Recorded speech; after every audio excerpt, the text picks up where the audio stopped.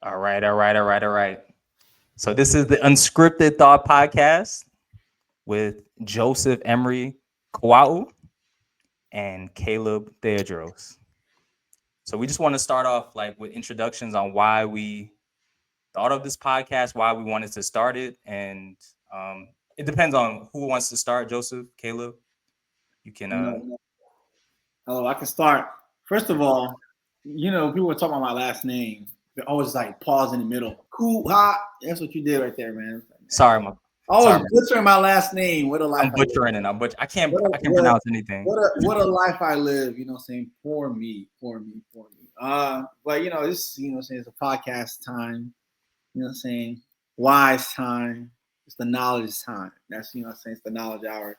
But, as my good friend, Jerome Spencer, said, this is Unscripted Thought, where, we're going to be talking about various things, policy, culture, life, probably relationships, what I'm saying, all those things. But who am I? I'm Dr. Joseph Emery Kouaho. That's the first and last time y'all going to hear me say that on here because I don't really believe in honorifics in that way.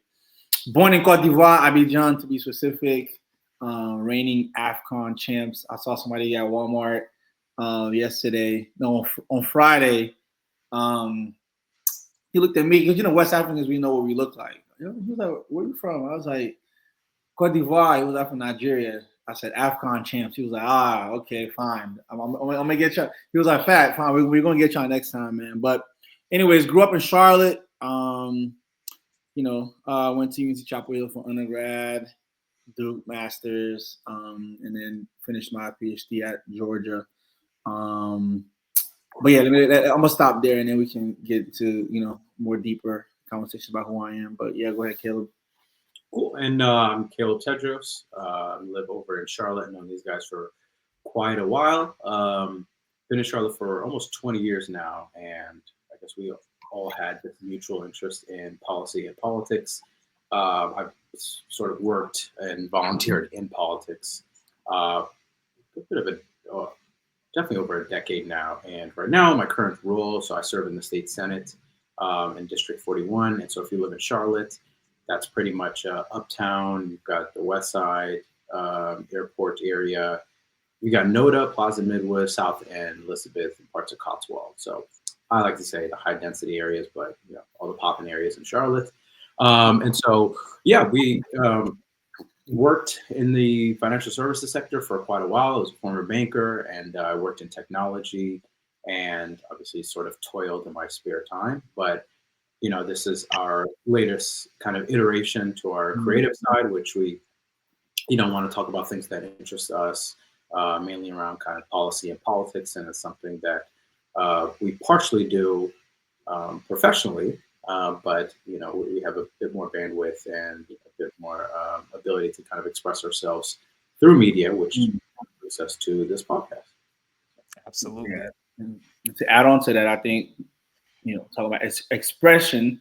Yeah, I mean, obviously the written format is what I like to go to, and I think it's important. But I do think having a kind of I won't say unscripted way to communicate verbally, especially as we've moved into a more of a digital era, as a world, I think it's also important to add the video, audio conversation to the written text that we've been utilizing for millennia now. So yeah.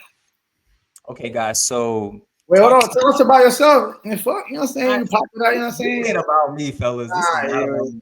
Tell the people. But I'll just give a quick intro because I'm so for this podcast, I'm more so going to be behind the scenes helping produce the podcast. But for me, Jerome Spencer, I'm also in the technical field as well. Went to UNC Charlotte, grew up in Charlotte. I'm born and raised in Brooklyn, New York. Caribbean background, something simple. But this whole podcast came about. I think I saw Caleb doing like little small social media things, and Caleb brought it up that Joseph and Caleb had I think it was a show a while back in 2020. So we just had the idea to bring that back because it was successful back then. But didn't continue. So hopefully, I believe in it. I think this is going to be a great podcast. There's two different minds. We have one guy that's on Senate, and then we have another guy that's a doctor and has a lot of experience, a lot of education. So I think this is going to be great. Yeah. And I wanted to just ask both of y'all, like, what is your political leanings? Like, where do you guys fall in that spectrum? Well, I mean, of course, I'm a Democrat. I think everyone can pretty much kind of look that up. I think that question kind of dives into why we're having a show like this, which is it's such a nuanced topic to describe which part of the political spectrum we belong to. And it's something that I talk to voters all the time, where sometimes I align with the sort of conservative voter, and sometimes there may be extremely liberal issues that I more so align with. And so if I had to define it, I'm a Democrat. I sort of have tested my values and tested things that I hold valuable to me, my family, how society should be treated, and most aligns with the Democratic Party's philosophy and platform. This is not to say that there's things that I disagree with the Democratic Party. Probably if you measure who I'm constantly annoyed with, it's probably more Democrats than it is to Republicans. But again, these are like issue by issue kind of topics that we'll both discuss. I do consider myself to be a progressive as well. But again, these are sort of artificially made labels that we're trying to put ourselves in. And hopefully the more people watch, the more you can kind of see, you can get a description of what we are as sort of policymakers and people that hold opinions in policy. So amongst all those words, you can try to parse out what I am. Yes, sir. Yeah, that's interesting that you use family and society as like a way to kind of shape the political leanings. I think there's a lot of research out there that talks about exactly how family settings are probably the most direct way that people are politicized, right? Going from either, Republican or Democrat or even progressive or Green Party.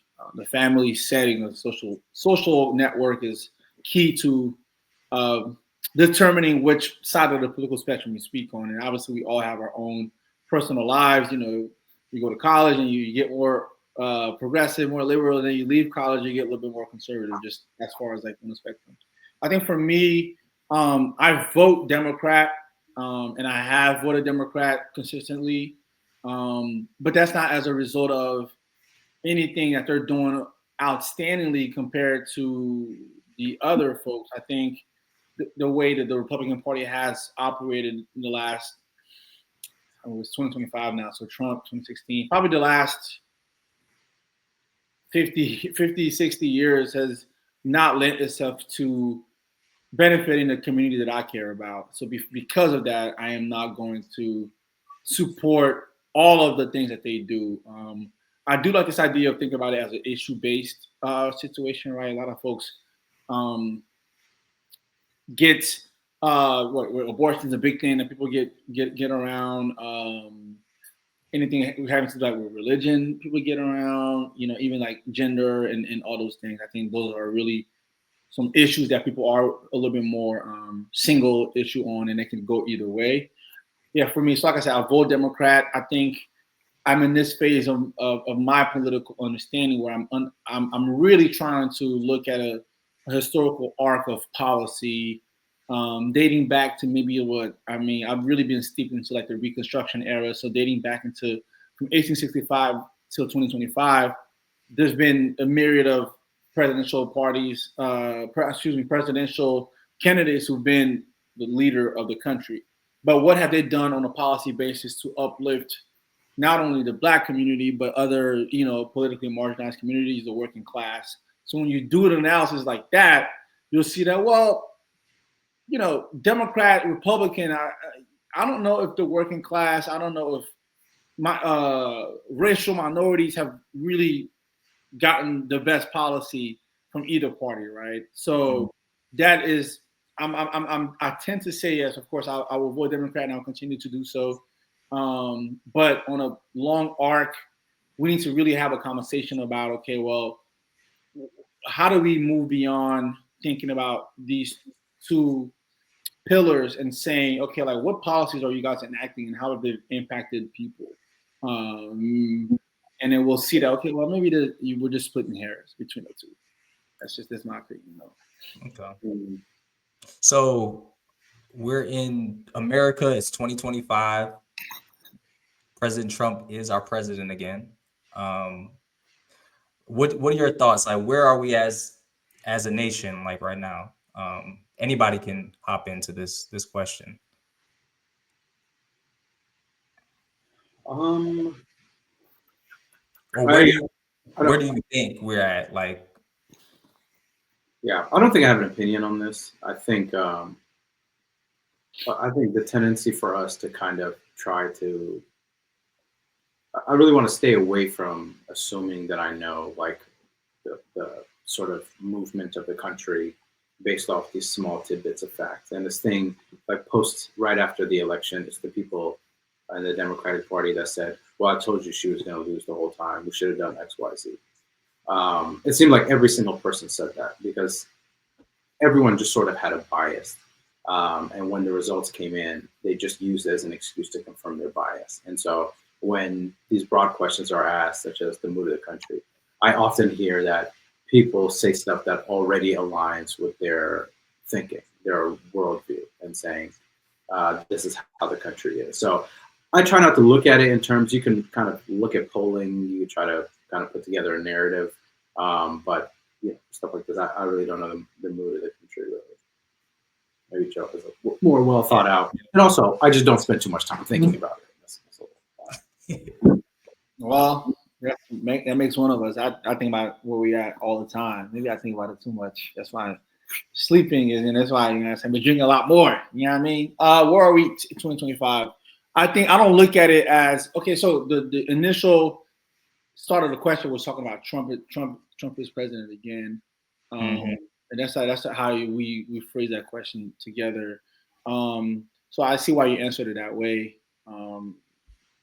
But I think societally is how I think about 2025, and obviously politics play a decent role into the social mood, I say, but I also would say that it's concentrated within people who care, right? Like there's life that's happening in 2025, and there's Trump. And then there's the people who care about it, which is even smaller than everything else, right? Like, really. Like, so we're at least I think I am inundated within the pillar of society that actually cares, right? There's other people who are like, okay, well, you won. It is what it is. I still got to get bills paid. I still got to eat. I still got to travel, right? So because I think, I mean, obviously, Caleb, obviously you're in the GA, so this is your life. I think because we are very much inundated within the spectrum society that's paying attention to it, we're like, oh my God, 2025 is terrible. Like, man, you know, all these people getting laid off, and you know, the interest rate. You know, shout out to you. He better get those interest rates down, bro. You said what? You said shout out to who? To Donald Trump, the interest rates, man. If he can get the interest rates, I'm locked in. If he can get that down.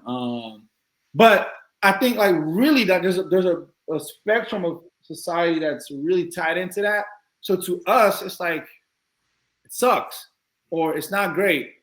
But then I don't think that's really a lot of people's realities. I think people are just going on about life as they always have. Yeah, the grocery things is a little bit more. I want to pay less at the grocery store, but as far as like them tying how life is to a president, I don't think that's happening outside of the people who care about it. You know what I'm saying? Like, if you care, you care. If you don't, there's other shit that you are tying into that you tie 2025 to. So that's what I think American 2025 is scattered into fucking everything. Different ecosystems of different things. Like for me, I care really about, okay, well, how do we uplift, Black households so they can have more wealth. So to me, I'm like, okay, like that's my focus. So Sure. 2025 is based on that. But then, I'm about to go watch Game 7. So to some people, they've worked hard all week. They're really into basketball. So 2025, if OKC wins today, that's great for them. 2025 is made. You know what I'm saying? Like, we have different things that we care about. But I'll say overall, I think America is just America, man. Whatever that means in 2025. But I think an interesting question would be, how do you determine the kind of the emotions of the country? So like from my perspective, that is actually something I've been thinking about since getting elected, which is like, okay, I represent over 250,000 people in Charlotte. How do I know what the concerns of these people are? And so, and just, I guess we'll expand that to the nation.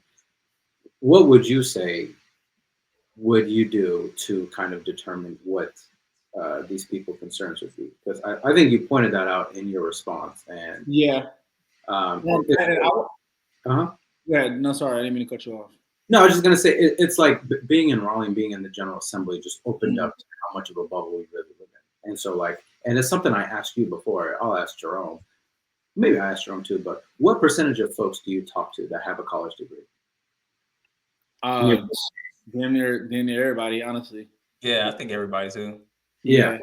So North Carolina, only about 35% of people have a college degree. And that, are we saying 4-year, 2-year degree, or any college experience? 4-year bachelor's. Oh, 4 years? The same, yeah. And the people are live in Plaza Midwood. Like everybody got a degree here. It's one of the most cool areas. And so this has really taught me okay, how do I get outside of my bubble? So I guess the question is, what steps would you take in general to understand the mood, especially if you got to be outside, bro. You got to be outside. And that's why that's a really interesting point. That's why I try to remind people okay, cool. I don't think everybody cares about what you care about. And it's a delicate conversation to have when people are very passionate about certain things. And then they think that everyone should be passionate about those things as well. Right. So no, I think how do you just talk to enough people to understand that, okay, well, you know what, I do care about this thing, but these people don't give a damn. They don't even know about it. It's not they don't care, it's they don't know about it, right? So we are a victim of our own perception about how life is. And to me, the people that I enjoy being around with, they burst through their own perception of what people should care about and say, my values are mine, and I hope that somebody else aligns with it. And if they don't, it's fine, right? So that's to me, how do we find out what we care about? Is we just go outside and we talk to enough people to understand, okay. But I will say this though, that there are some pillar things that people do care about. I would say across race, across class. Food, we're hungry, we got to eat. I want to make sure my family's fed. You can look across the spectrum, everybody cares. I want to make sure my family is safe. You're not going to find someone who doesn't want that. I want to make sure I have access to, quality foods, quality schools, quality health. Everybody, I would say you'll find people that care. So if we situate our wants or our understanding of what matters based on those two pillars, or those pillars, I think we can really start to, okay, if we can agree that you care about this and I care about that, like if I care about my mom having food, if I care about my kids having food, we can agree that, okay, we agree on one thing, okay, cool. Let's now talk about other things beyond that, right? But I think sometimes we forget people's humanities. Everyone wants to eat, everyone's hungry. But if people can't even agree that even though you don't agree with me on abortion, even if you don't agree with me on religion, that you're hungry too, then we can't get anywhere, right? So that's what I think. That's how you find out you're honest about a non-negotiable, and then from then you move on, and then that's how you learn about that. Yeah. No, I agree with that. I think where it becomes a lot more nuanced is there's not a single issue that people care about that you can't tie to housing And that's how they normally kind of make their argument. Anything. Concealed carry. It's about freedom. It doesn't matter if you can't live. And so where it becomes the onus on us as policymakers and people that have opinions on these matters is how rigorous are we, and to try to determine how much of a problem affects those core problems. Because I'm sure you've seen it, Joe, as an intellectual exercise. People will come up with a presentation about something that does not matter, but they eloquently tie it to like why we need to care about this thing that is going to have a marginal effect in the real world. And so like, yeah, like the onus becomes like, okay, what sort of systems of thinking do we set up in place to where we try to determine, all right, your thing may be important, but we have to start thinking about the second, third order effects, and also consider the opportunity cost. Because we talked about it this morning, the majority of legislation that I see, the majority of advocates that introduce an idea, it is not net bad, it's net good. And so it like will help. The problem is, can you justify the opportunity cost of that idea we're going to throw away in order to go with your idea? That's where the nuance gets, because there's only 100 cents in a dollar. There's only a limited amount of kind of funds that we have. And so how do we rank these policy positions so that your ability to get food, water, safety is increased by the highest likelihood, I think. And so anyways, that was a tangent, but yeah, I just really wanted to know how you all determine. No, I don't think it was a tangent. I think it was a really good point. I think to me, this is, we just have to really understand, like, move beyond like performing, right? Like as humans, we all perform in whatever way, in whatever sector, whatever, here right now I'm performing on the podcast. This is me. I'm trying to be as authentic as I can though, right? But we all perform in a way. Yeah. Like if we all just want to like just peel the layers back and be a little bit more vulnerable. And vulnerability doesn't mean like I'm crying, which is also part of it, but it means I'm honest about what matters to me really, really, really. Like, and if I can say that, bro, like I am feeding my family is important to me, and we can agree that feeding your family is important to you, we'll solve a lot of these issues. To me, right? Just conversation. I was talking to my sister and I have been going back and forth about just black-white relations, and will there ever be a point where it can be improved in a way where we can be like we can coexist and we can all coalesce around issues that could benefit both races, right? Right. And to me, I believe yes, but I believe we don't have enough contact with one another to really get to a point where we can say, oh my gosh, like there's no difference between us really, and literally there's not. Like race is a social construct, right? She was like, no, I don't think it'll ever change because people are still doing harm. I'm like, yes, they are, but like, listen, you gotta like remember this. Like, people are doing harm. I don't think people like are really talking to each other. That's why there's a lot of like who and we started talking about South Park in Charlotte, right? How often do we go to South Park? Never. How often are we in community? How often do we see? Oh, he disappeared. You saw Jerome disappeared? Yeah, he'll jump back in. Go ahead. Yeah.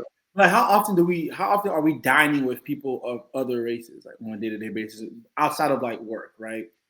So the more we get in contact with one another, the more you understand, okay, wait a minute, like this is it's all. So she long story short, she was on a train on Amtrak. Yeah. A couple of weeks ago, she sat down next to a white guy. Again, that's a random occurrence. No one chose that, right? That's the thing. We're not choosing to sit with one another, but like when it does happen randomly, she was like, oh my, she texted me. She was like, yo, like I think you were right. It's all about just like a conversation. And I was like, okay, cool, right. But that was a random thing. What if there was a way that like we could place people, or people are actually intentional about creating space where we can all just sit down and talk, right? Like, and that's what I'm saying. Like, all of it is just a conversation, but obviously history, racism, sexism, militarism, all of that has happened. So it's not going to happen in a way, but the thought of it is possible. So that's what I'm saying. It wasn't intention. So I think your question is actually raises something that's on a very deep societal level that we can address. Yeah, I think. I think that's a good point. We oftentimes talk about the policy perspective, but I think there is progress, and it's something, we're going to disagree a lot more on this podcast, but I think on that point, the fact that there's incremental progress, especially in race relations in the United States, suggests that just logically you can take that to this natural conclusion, which means it is possible for us to make all people. Now, how do we get there? Best policies to do that, who can do that, etc. All to be kind of figured out. And that's part of the reason why both of us work in this capacity, part of the reason why we also have a podcast, which is to share this perspective as people. I mean, we don't go to South Park as much, but like relative to the folks we went to high school with, I mean, we're a lot more outside and in South End and these other areas. So we can articulate a certain perspective of people who have dabbled in both environments. We've both worked in places where we're one of the few Black folks there. And we all work for institutions and volunteered for institutions that are majority Black. And so I think that unique perspective lets people know.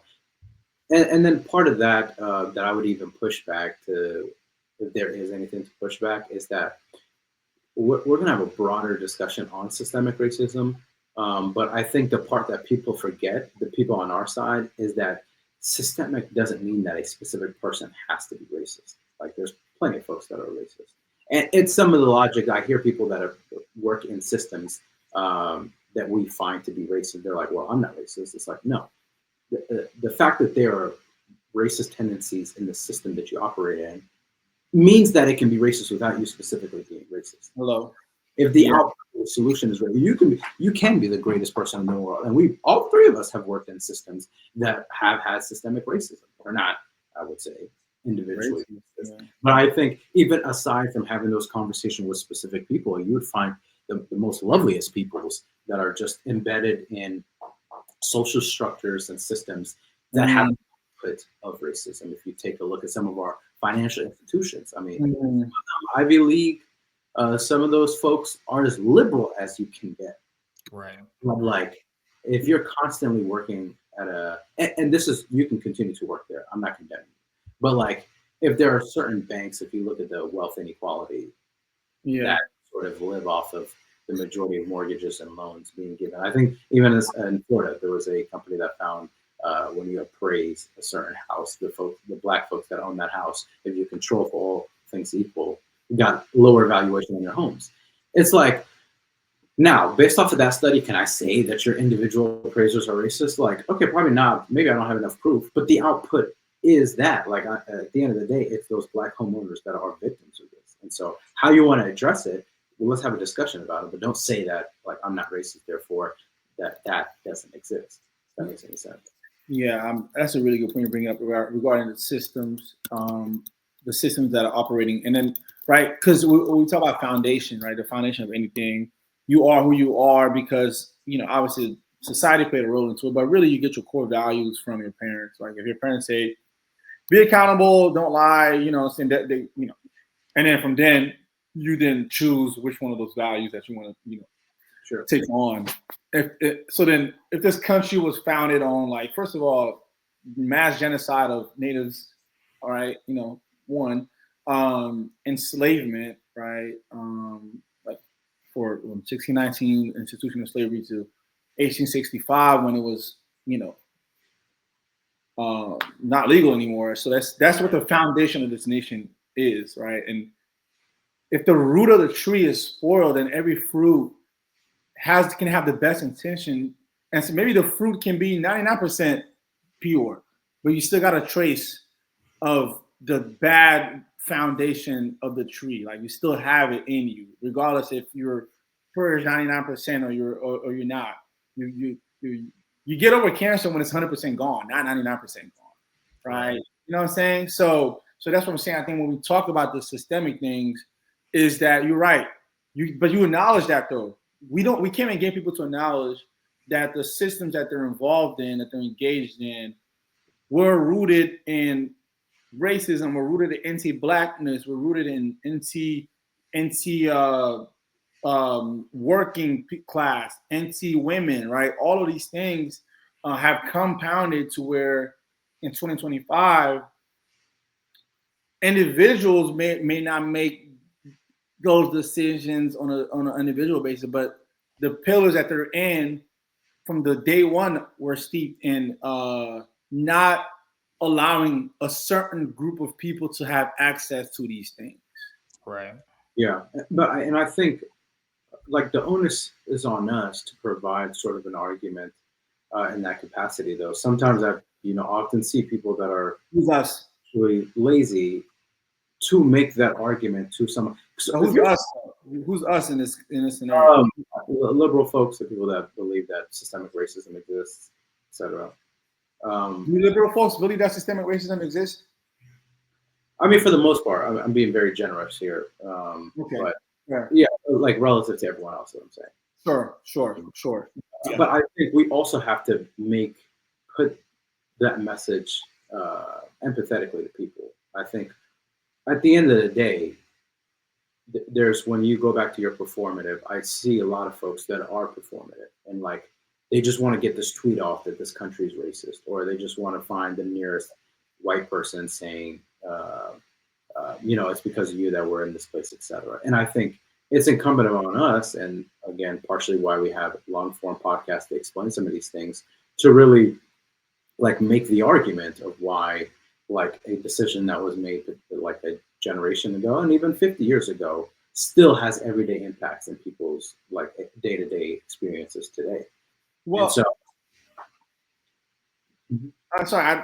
I think I hear that, and I'm in my initial gut reaction to say, well, people have been making that argument since 1619, right? About how oppressive certain things are. Like it's not as if people haven't said it before. It's not people haven't said it in a great way, or people like it's been said. So no, I didn't say you were saying it. No, I agree with you that you're more likely to say catch from a fly with honey, right? You're more likely to get somebody to come to the table if you're not insulting them at least right away.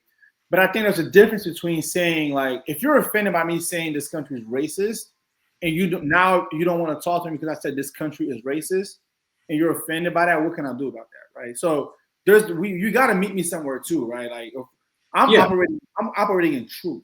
Hey, people was slavery not a thing? Did people not have opportunities based on race? So if we can't agree to that, and that is what people were finding offense at, then we can't really, we can't really talk. I'm not saying that you're saying that. Go ahead. Yeah, but and this some of the times that I see that I'm not necessarily like you could say that this country is racist, but or it's but you can't throw your hands up and say, well, there's nothing I can really do with that, because the same people that agree with your perspective, we've talked to the same small group for 100 years now. Like that message has to exceed this liberal faction that we have, which already understands our circumstances. I'm not talking about the liberal people. I'm talking about the people that you agree with. The people that's not the point, but like the people that I agree with. I'm saying the school curriculum, right? Now we can argue state to state, city to city, county to county, district to district, even what it looks like as far as like what history is being talked about.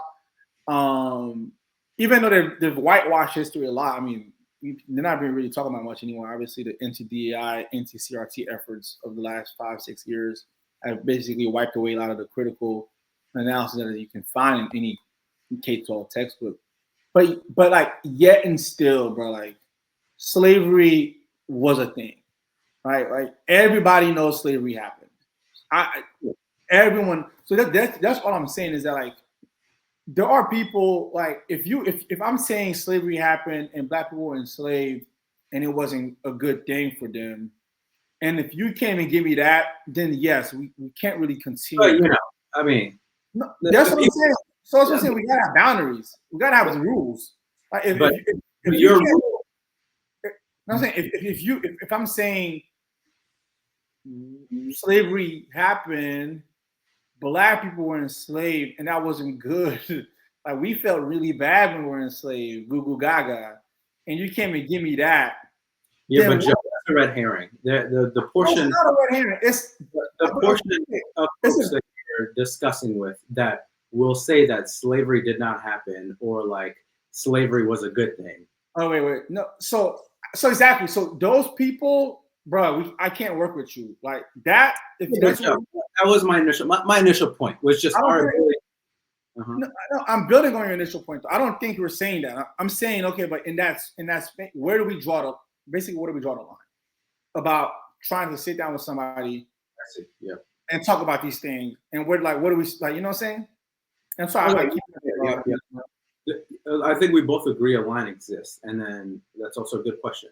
How do you think through where to draw a line? And I mean, like I guess instinctively, you do feel a little something when somebody was just like, well, somebody's like, slavery did not exist.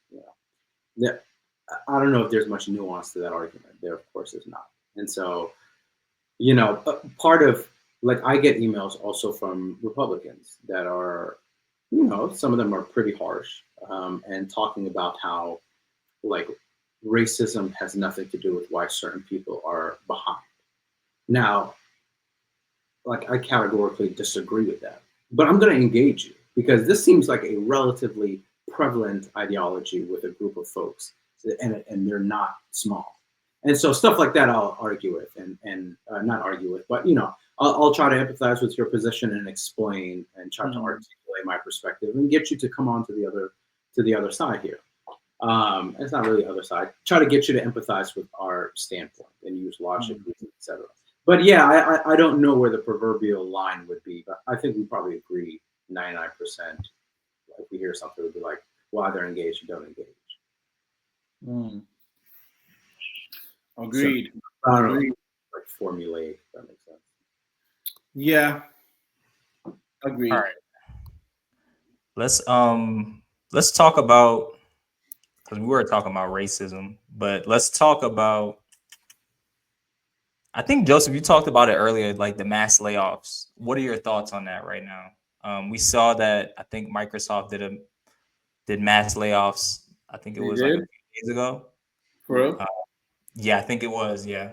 Was that US based or worldwide? Yeah, I think the reasoning was I don't know, Jerome, you heard elsewhere, but I think the reasoning that they gave was maybe like efficiency. The rumored is AI. They didn't outright say like we have AI. Therefore we don't anymore, but. So yeah, what are y'all thoughts on, I guess, the mass layoffs, AI coming into the picture and it's rapidly growing? Is it beneficial to us? Is it beneficial to society? Is it beneficial to the job market? What are just your overall thoughts on this and like how it will impact our community as in a whole? Because I know it could be beneficial at one instance, but is it detrimental as well?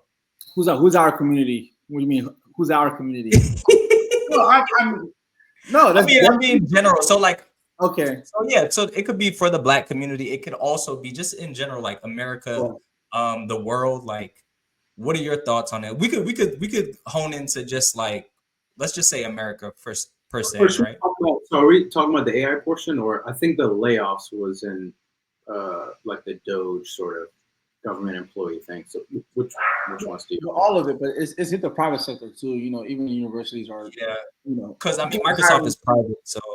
But no, it matters though. It all matters. It's all dominoes, right? But go ahead, Caleb. I feel like you should start first. I've been arguing. I think the AI discussion we can have. I'll cover the first part, which is because I know you're a big advocate for AI. Joseph, on the other hand, seems like he's not a big advocate for it. So this is perfect to hear both of your thoughts. Well, yeah, we'll focus on the AI portion. I think so. Yeah, let's do AI right now.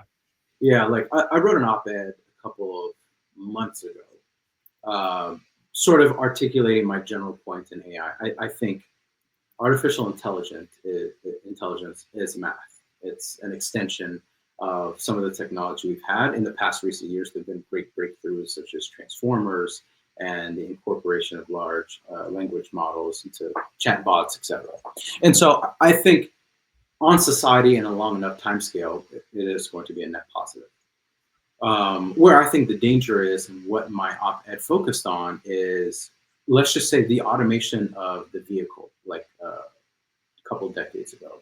So a lot of the sort of jobs that went away with building a car is because of automation. A good portion did go overseas, but the great majority of it is just we automated a lot of the manual portions of building a car. Now, what is the repercussions on society? I would say cheaper cars, more people have access to transportation, more people can get to their jobs. The amount of economic unlock that comes with a lot of people being able to afford a car is a lot, net positive. However, how was the automation of vehicles done for Detroit or a lot of these domestic cities that relied on manufacturing? It's been net negative. And a lot of these cities are starting to recuperate, but it's been net negative. So my sort of op-ed focused on, despite AI being positive on society, how does it have the potential to negatively affect places like Charlotte? And so with the AI example, like AI and LLMs are a natural sort of extension of automating white collar jobs, which entire North Carolina depends on, which Charlotte's entire economy, especially financial services, if you do simple mathematical or logic-based jobs such as underwriting, all that is automated away. If you look at the triangle area, the white collar jobs that are there, it can potentially be automated away. Now, and so like, it definitely has a severe threat, especially to folks. And it's not necessarily lower income folks, it's both lower income and lower middle class and even middle class. And so, but just covering on the positives. And so on a long enough time scale, if you obliged and agreed with the logic that automating any job is going to be taking jobs away on a whole for society, it wouldn't make any sense, because the highest employment rates we have is right now. If that logic applied, the cavemen should have been the happiest folks because there were no automation. They all had jobs. And so, but the fact that we keep automating, we keep having more output, and the economy changes, you have more jobs that you can, like, what is a business analyst? What's anybody that works in technology if you didn't automate computer programming, computer science, etc.? So just naturally, the evolution of technology and progress opens up more areas for us to work in. And those jobs are, in general, better in that they require a little bit more creativity. Obviously, you compare yourself working remote to compared to 100 years ago, where you're picking berries or something like that. It's a non-equivalent. So I think, it's a much nuanced topic than versus saying, is it good or bad? I would say on the whole, on the whole, AI is good. Specifically, there will be people hurt, and that's where it's incumbent upon policymakers to have nuanced sort of policy set in place to provide protection for some of these folks. Now, how that looks like, et cetera, we can have a broader discussion over it, but I guess that's my sort of overall take of AI. I'll take Joseph. You said a lot of things. Some I agree, some I don't agree with. A lot of good points, though. I think so. First of all, I do agree that progress is going to happen, and it will and it should, right? As we fly places. We used to have horse and buggy. You know what I mean? Used to be in a Uber back in 1863. You know what I mean? You had to wait for the horse to get fed, for the carriage to look nice. You know what I'm saying? Can I get a 2-seater? You know what I'm saying? Like all that. Shout out to progress and roads and all those things.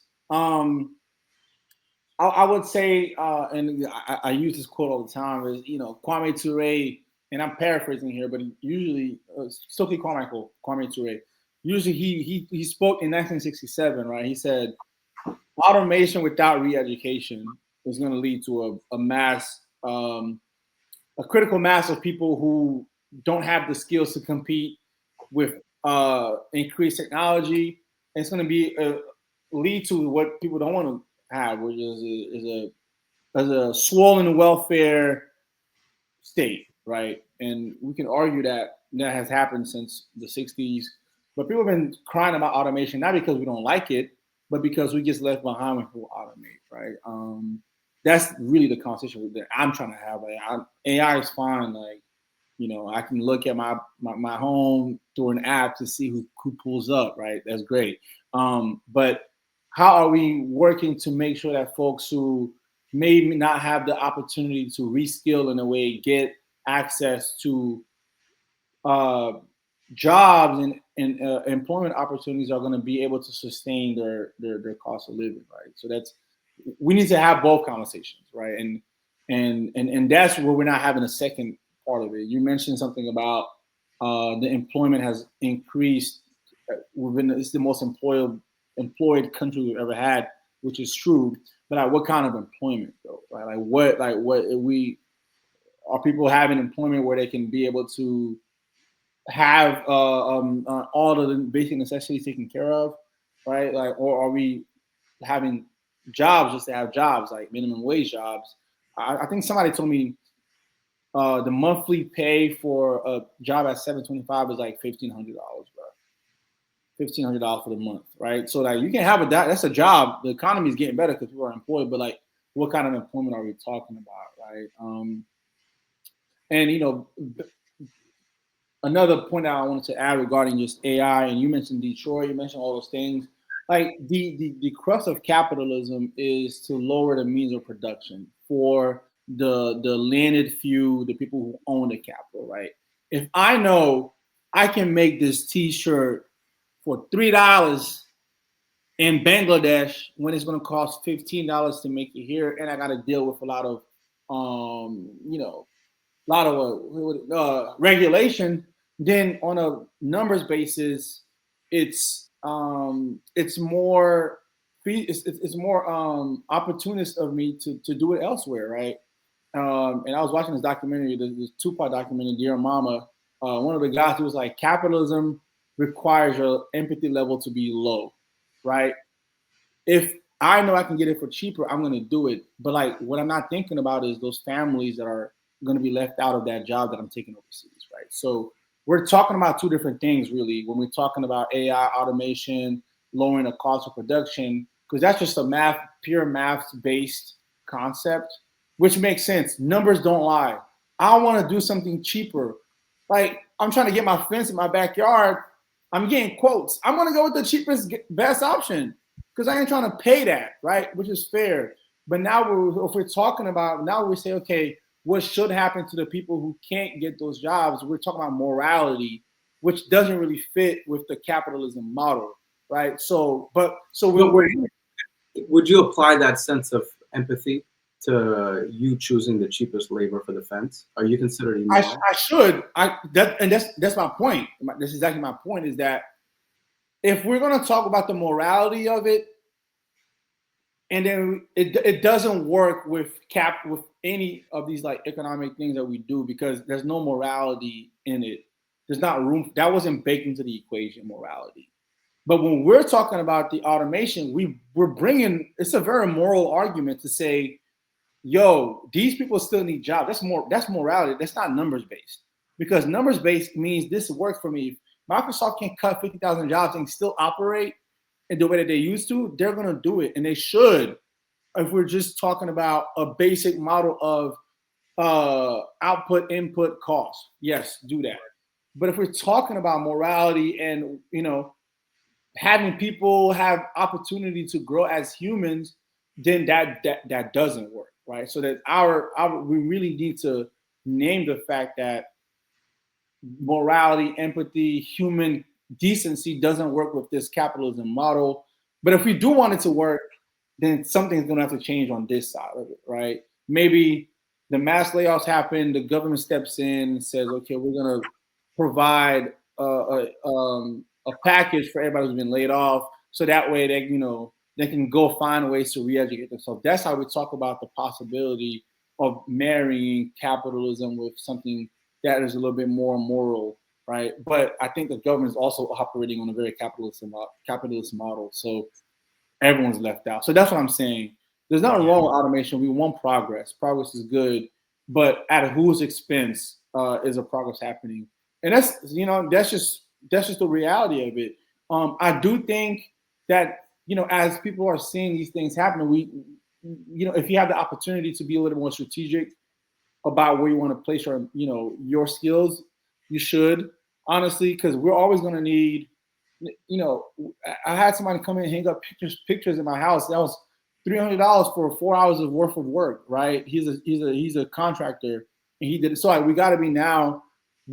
It will be on us to say, okay, well, if we know that this system isn't really going to care about me as an individual, what do I need to do to make sure I'm positioning myself to be able to counteract that? But that's a very privileged stance for me to say, right? Because I didn't have to struggle with a lot of things that other people may have had to struggle with growing up, as far as like financial security and all those things. So now, I went to school for 10 years and whatever. So I can say that.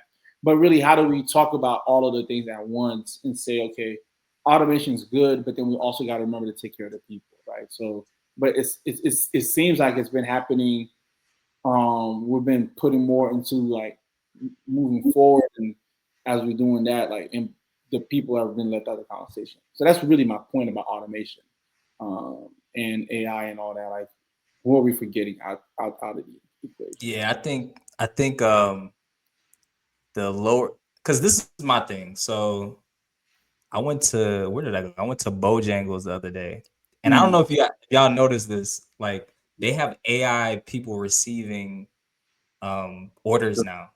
I don't know if y'all have seen that yet, where it's like now you just talking to AI and it can take your order. So that's the as we would say, the little man. Like, what happens to that portion of society? Do they just not work anymore? Like, is it a thing where we just now have to pay them like a monthly stipend or something like that? Is that where we're leading to? That, I guess that would be my question on, like, AI, because I think it's great. I love AI, right? But I wonder, like, where is it headed to where are people just not ever gonna work? Or because you got to think about it, like how we were talking about earlier, where not everybody does have bachelor degrees and have these corporate jobs and high paying jobs. So it's like, if they're working at restaurants that are now hiring robots to do those specific positions, it's like, where are we headed to with that, those people? Because I'm trying to figure that out, like what's going to happen with that. And I don't know your thoughts on that. That's just like, little things I think about. And real quickly, that's a great point. I want to add, I had an argument with someone I used to date. That was, that's when I knew it was really over, because we were talking about self-driving cars. And I was like, yeah, it's cool, but like, somebody used to drive those cars to deliver your food. Like, that's the person that's no longer working for the sake of having a driveless car. So like, where do we stop and say, you know what, like, what, like, someone saying, like, where do we stop it? Or, like you said, your point though, do we give the stipend out to people? Yeah, do they get paid? Yeah, like, that's really cool, but like, that's somebody's income that, do we see that taxi drivers is gone? That job is no longer active, right? And Lord, God willing, they don't have a family to raise, a mortgage. You know what I'm saying? That health insurance, like, bro, like. Yeah, I just think about that because, like, Caleb, I don't know if you saw, like, in Charlotte, they DoorDash has the little drone. Did you see the drone thing? So I don't know. I don't know if you heard about it. Drones. They have drones delivering food now in Charlotte, which is new. I'll send you the video. I'll put the video in. Hold on, bro. I think we all agree on some of the risks. Yeah, for sure. I think the problem that we get to is, like, the majority of the negative things that we've described are a failure of policy, not necessarily the technological advancements themselves. I think when you were talking about education, that's where I'm trying to focus my attention on now, because you have to get to a point where education has to be completely commoditized. It has to be a public good, where at any age you would need to educate yourself to continue to participate in the economy. How sort of we set up the social safety nets. Because of the increase in GDP, the government should have more money to have, some of the stuff that we want, like parental leave, paternal leave, etc. That should be an effect too. I would say what I often hear though is people don't necessarily understand what would happen if you told that company, hey, don't do that. Like if Microsoft, you can't sit here and force Microsoft not to automate because the rest of those employees would be gone because just the market cap of the company would go down if you're not innovating. Its competitors are going to swallow it whole. So it is a survival mechanism. So the onus, though, is on policymakers to say every potential risk that we have stated, what do we do now? And I for one, hopefully y'all agree, education has to be something that we have. A stronger social safety net has to be something that we would have. But overall, I think, we'll get to discussions about sort of the morality. I hate using morality in something like Kouaho. I think we should bring morality back because people. I don't think people really understand morality and the effect of a certain, like people say, like Microsoft, that's messed up. Why would you fire those people? You're more. It's like, okay, let's go with your idea. A year from now, Microsoft is gone, and all 100 people are gone. Was that a more? So I guess to rephrase it, I don't think just people understand enough about business decisions to say exactly. Yeah, for sure. Just like globalization, I heard a pretty good argument about, like, sure, it is capitalistic for you to take your job to export certain jobs that are cheaper to be done in other countries. However, like if somebody's just basing their argument off of morality, what do you say to like the person in China who now has a job, even if it pays them $2 an hour? There was an opinion piece in the New York Times 15, 20 years ago that got pretty popular. And it's a kid talking about his mom. He's like, all of you guys are talking about how Apple pays slave wages, when in reality, my mom was like a prostitute.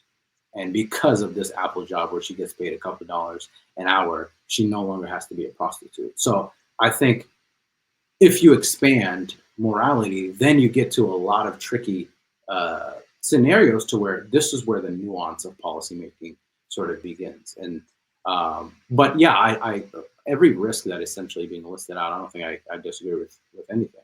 At the end of the day, it's a tool. Like you got nuclear weapons before you get nuclear energy. Like you get social media addiction before you get true connection. And so the policymakers are the ones that need to start tweaking and making sure that they're not doing more harm than good. Yeah. So can we get a balance of that? Like, is there a way that we could figure out a balance of morality? Like there is a way. People have come up with, universal basic income, right? We talked about that last time. Yeah. Cash transfers, and there are countries that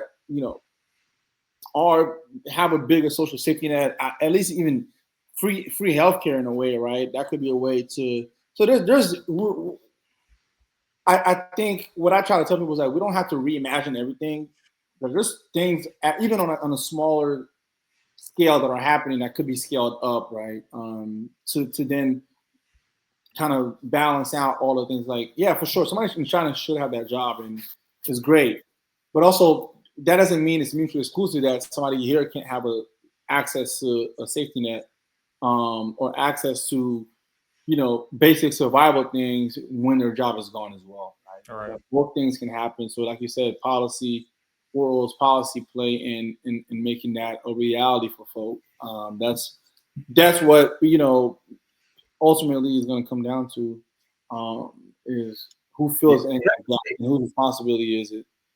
Yeah, and on the upside though, AI has gotten to a place where it's providing those in lower income or just not access to stuff, to resources, a greater chance to compete. Like, in a very small scale, like my office in the Senate, compared to Republicans, we get one staffer, and these Republicans oftentimes get 15, 20.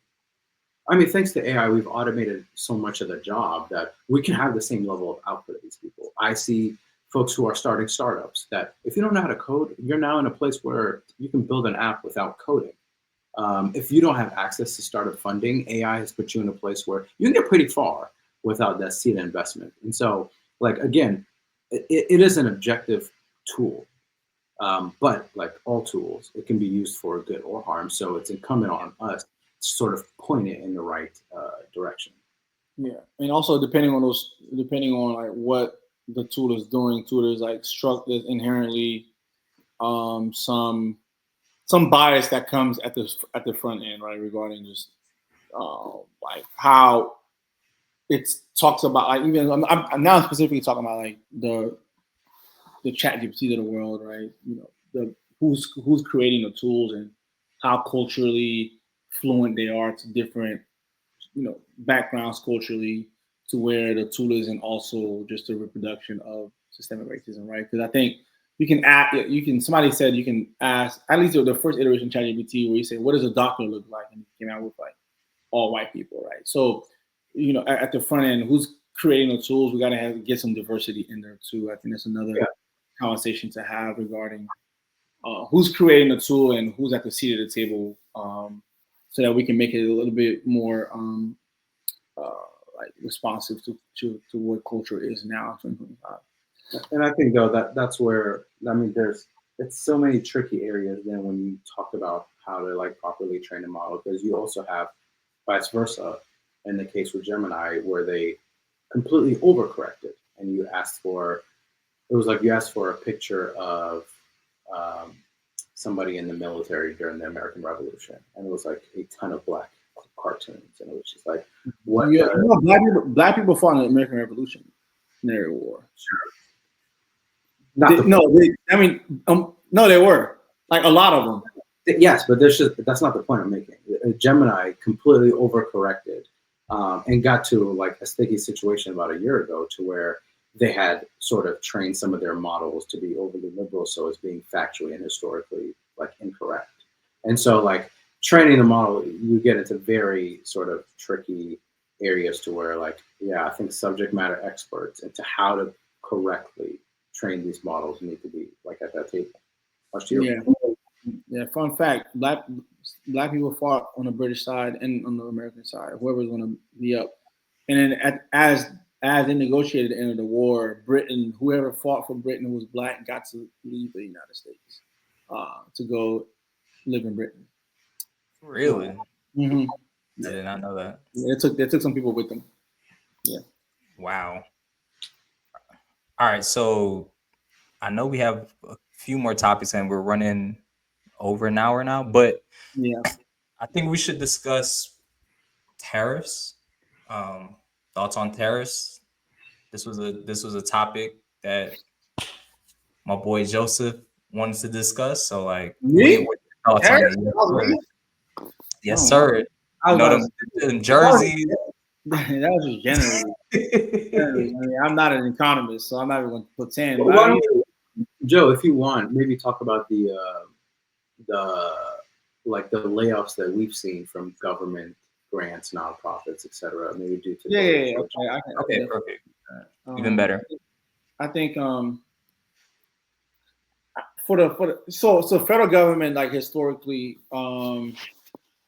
since the 1960s, has been like the number one employer, has been one of the leaders in diversifying their employers, like their employees, right? As far as like hiring people of different races, like that's been what the federal government has done above and beyond any other public and private entity, right? Since the 60s, right? So now that, for the sake of efficiency, folks are being fired and laid off at this mass rate, and couple that with the very vocal anti-DEI, quote unquote, which is weird, anti-racially progressive agenda, not only at the federal level but at some state level places too. We're seeing again the government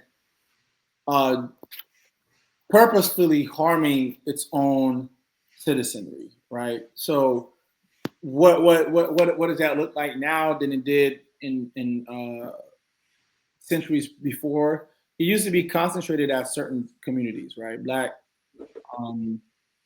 Black, foreigners, like Chinese exclusion. Like it used to be concentrated at people for a specific population. Now, for the sake of still damaging those certain populations, everyone's getting kind of screwed over it, right? So we're seeing for the first time highly skilled labor being shown to the door to say, okay, well, you're expandable too. Like we don't need you as well. So what is that going to have the ramifications? First of all, for the economy, we're going to maybe see that towards the end of the year. What that means when people's buying power very much becomes zero and sometimes it becomes negative, right? What is that going to do to credit card debt overall? I think we're still going to see that the reverberations of that happening. I want to say Q4 is when we're going to start seeing that going into next year, because I think I was on a call a couple of weeks ago. They were saying Q1 looked great but it may be Biden over just extending itself into the first quarter. But like we're going to start seeing Q4 really seeing like what that means for people. And maybe I could be wrong because of the people that I engage with. But a lot of people I know have been laid off or are facing being laid off currently.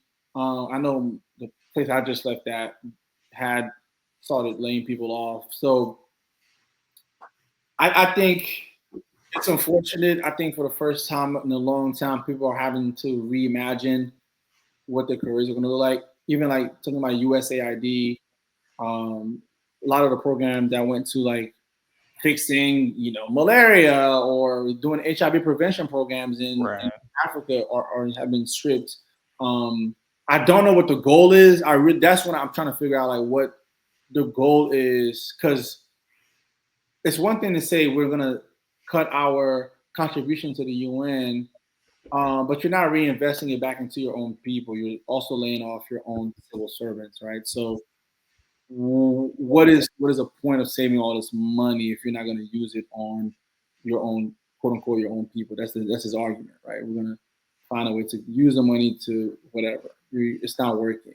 So that's what I'm saying. Is I don't understand what the goal is. Me neither. Right now, do I agree that there are certain things you need to really do an accounting of it? For sure. I think that there are a lot of things that were a little bit fiscally not sound in every situation, right? Like, why am I spending $7 at a bar every weekend, right? Like that's, same thing. Like you need to do some accounting and say we need to cut back here. That premise is fine, but don't just do a wide, axe cutting down a tree when you haven't really done the detailed analysis you need to do to make sure that what you are cutting is actually what needs to be cut instead of just wipe a blank slate cutting people out. So that's where I'll stop there. Yeah, I mean, I agree with the majority of those points. I think when looking at some of the recent layoffs, you have to split it between some of the job cuts, which are by Doge and sort of government jobs and consulting. I do think, for the most part, there is a lot of sort of fraud, waste, and abuse in the government. And it's not only those directly sort of hired by federal government, but it's also the consulting firms. So I do think there's a lot of places to trim. I think the promises, especially of Doge, saying we're going to cut $1 billion, just have not, or is it $1 trillion? Just have not come to fruition. They just can't find that amount of money. And so in reaction, though, what you get is a lot of areas that actually we do need being cut. And you listed some of them, Joseph. And so I don't see what the goal is. And so, but if your true goal is to cut the fraud, waste, and abuse, and you haven't even touched the DOD yet, you haven't touched our defense budget, then I'm very questionable as to like how genuine are you in that promise of cutting jobs. And so we had a similar piece of legislation come before North Carolina. They wanted to start their own Doge. I believe it was called the Dave Act. But I mean, I voted no, and same thing.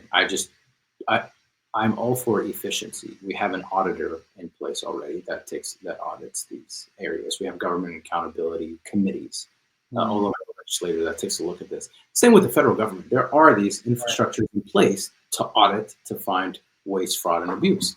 But like when it is a political tactic, it's not something I'm necessarily able to support. Plus, the legislation calls for more employees, so you want more redundancy to look for the redundancy, which doesn't make any sense to me.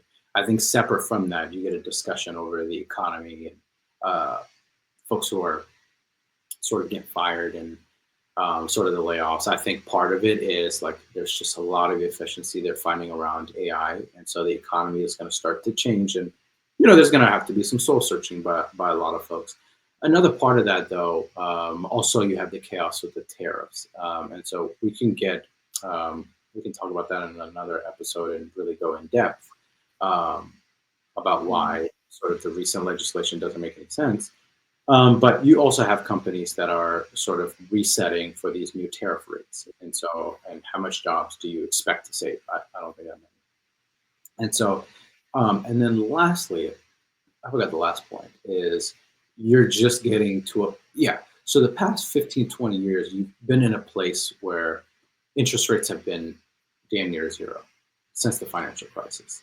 And so we have taken that little bit of win and saying we can get a crib for a cheap amount of money.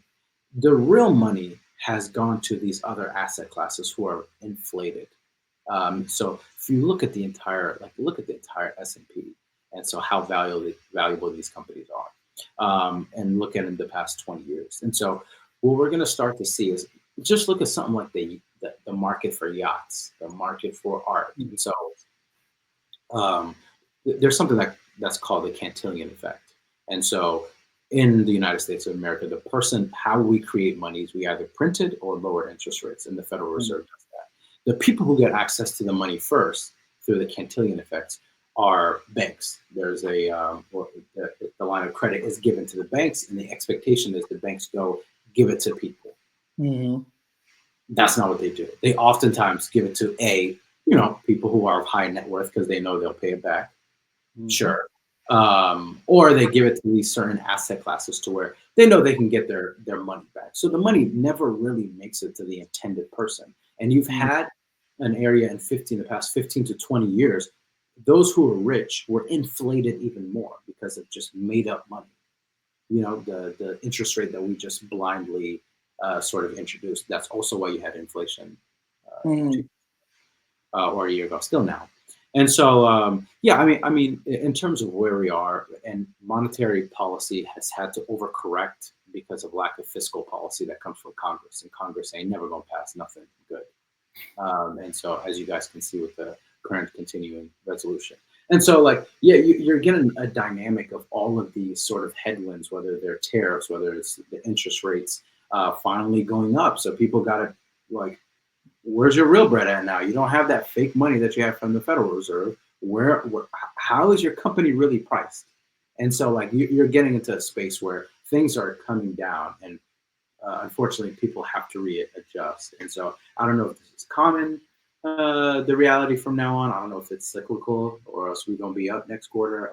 Will take place, but it's definitely an interesting time.